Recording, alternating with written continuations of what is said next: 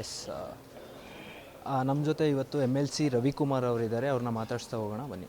Sir, ಏನು ಈಗ ಬೆಲೆ ಏರಿಕೆ ಮತ್ತು ಈ ತೆರಿಗೆನ ಹೆಚ್ಚು ಮಾಡ್ತಾ ಇದ್ದಾರೆ, ಎಲ್ಲ ಕಡೆ ತೆರಿಗೆನ ತಗೋತಾ ಇದ್ದಾರೆ ಅಂತ ಆರೋಪ ಮಾಡಿ ಅವ್ರನ್ನ ಅಪೋಸ್ ಮಾಡಿ ನೀವು ಪ್ರತಿಭಟನೆಯನ್ನು ಮಾಡ್ತಾಯಿದ್ದೀರಾ. ಸೊ ಇದ್ರ ಬಗ್ಗೆ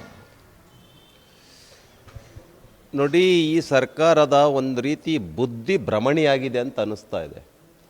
ಅಥವಾ ಈ ಸರ್ಕಾರ ಯಾವ್ಯಾವ ವಸ್ತುಗಳ ಮೇಲೆ ಟ್ಯಾಕ್ಸನ್ನು ಹೆಚ್ಚು ಮಾಡ್ಬೋದು, ಯಾವ್ಯಾವ ವಸ್ತುಗಳ ಬೆಲೆಯನ್ನು ಹೆಚ್ಚು ಮಾಡ್ಬೋದು ಅಂಥೇಳಿ ಹುಡುಕೋದಕ್ಕೆ ಒಂದು ಇಲಾಖೆನ ಓಪನ್ ಮಾಡಿದೆ ಅನ್ನೋ ಕಾಣುತ್ತೆ.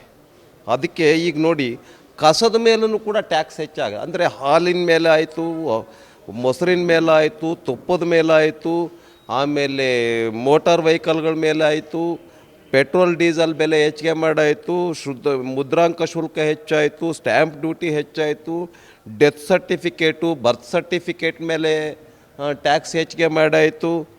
ಆಮೇಲೆ ಇದ್ಯಾವುದು ರೈತರು ಟ್ರಾನ್ಸ್ಫಾರ್ಮರ್ 25,000 ರೂಪಾಯಿ ಇರೋದನ್ನು 2.5 ಲಕ್ಷ ರೂಪಾಯಿ ಮಾಡಿ ಆಯಿತು. ಹೀಗೆ ಪೂರ್ತಿ ವಸ್ತುಗಳ ಲೀಸ್ಟನ್ನೇ ಬಿಡುಗಡೆ ಮಾಡ್ಬೋದು, ಯಾವ ವಸ್ತುಗಳ ಮೇಲೆ ಹೆಚ್ಚಿಗೆ ಮಾಡಿದ್ದಾರೆ ಬೆಲೆನ, ಯಾವ ವಸ್ತುಗಳ ಮೇಲೆ ಟ್ಯಾಕ್ಸ್ ಹೆಚ್ಚಿಗೆ ಮಾಡಿದ್ದಾರೆ ಅಂತೇಳಿ. ಹಾಗಾಗಿ ಈ ಸರ್ಕಾರ ಈಗ ಕಸದ ಮೇಲೂ ಆಗ್ತಾಯಿದೆ. ಈ ಸರ್ಕಾರದ ತಲೆನಲ್ಲೇ ಕಸ ತುಂಬಿಕೊಂಡಿದೆ. ಹಾಗಾಗಿ ಜನರಿಗೆ ಇಷ್ಟೊಂದು ಹೊರೆಯಾಗಿರ್ತಕ್ಕಂಥ ಸರ್ಕಾರವನ್ನು ಕೊಡ್ತಾ ಇದ್ದಾರೆ. ಟೋಟಲಿ ಅಡ್ಮಿನಿಸ್ಟ್ರೇಷನ್ ಅನ್ನೋದು ಫೇಲ್ಯೂರು. ಗ್ಯಾರಂಟಿ ಹೆಸರಿನಲ್ಲಿ ಲೂಟ್ ಮಾಡ್ತಾ ಇದೆ. ಎಸ್ ಸಿ ಎಸ್ ಟಿಗಳಿಗೆ ನಾವು ಒಳ್ಳೇದು ಮಾಡ್ತೀವಿ ಅಂತ ಹೇಳಿ ಮೊದಲನೇ ಬಜೆಟ್ಟು, 2ನೇ ಬಜೆಟ್ಟು, 3ನೇ ಬಜೆಟ್ ಸಿದ್ದರಾಮಯ್ಯ ಈ ಸರ್ಕಾರ 2ನೇ ಬಾರಿ ಮುಖ್ಯಮಂತ್ರಿ ಆದಮೇಲೆ 38,000 ಕೋಟಿ ರೂಪಾಯಿ ಎಸ್ ಟಿಗಳ ಹಣವನ್ನು ತೆಗೆದುಕೊಂಡಿದ್ದಾರೆ. ಅದಲ್ಲದೆ ಸಾವಿರಾರು ಕೋಟಿ ರೂಪಾಯಿ ಟ್ಯಾಕ್ಸ್ಗಳ ಮೂಲಕ ಆದಾಯ ಬರ್ತಾ ಇದೆ ಈ ಸರ್ಕಾರಕ್ಕೆ. ಈ ಕಸದ ಮೇಲೆ ಆಗ್ತಾ ಇದ್ದಾರೆ. ಹಾಗಾಗಿ ಈ ಸರ್ಕಾರ ಆದಷ್ಟು ಬೇಗ ಕಸವನ್ನು ಹೆಂಗೆ ಎತ್ತಿ ಬಿಸಾಕ್ತೀವಲ್ಲ, ಹಂಗೆ ಈ ಸರ್ಕಾರವನ್ನು ಕಿತ್ತು ಬಿಸಾಕಬೇಕಾಗಿದೆ. ನೀವು ಕಾರ್ಮಿಕರ ಒಂದು ಕಿಟ್ ಮೇಲೆ ಒಂದು ಆರೋಪವನ್ನು ಮಾಡಿದ್ರಿ ಸದನದಲ್ಲಿ ಮತ್ತು ಪರಿಷತ್ತಲ್ಲಿ. ನೀವು ಇದನ್ನು ವಾದನ ಕೂಡ ಮಾಡಿದ್ರಿ, ಚರ್ಚೆಯನ್ನು ಕೂಡ ಮಾಡಿದ್ರಿ. ಇದ್ರ ಬಗ್ಗೆ ಏನಾದರೂ ಮಾಹಿತಿ ಇದೆಯಾ? ಇಲ್ಲ ಏನಾದರೂ ಇದೆ, ಸಾಕಷ್ಟು ಮಾಹಿತಿ ಇದೆ. ಸಂತೋಷ್ ಲಾಡ್ ಅವರ ಡಿಪಾರ್ಟ್ಮೆಂಟು ಭ್ರಷ್ಟಾಚಾರದಿಂದ ತುಂಬಿ ತುಳುಕ್ತಾ ಇದೆ.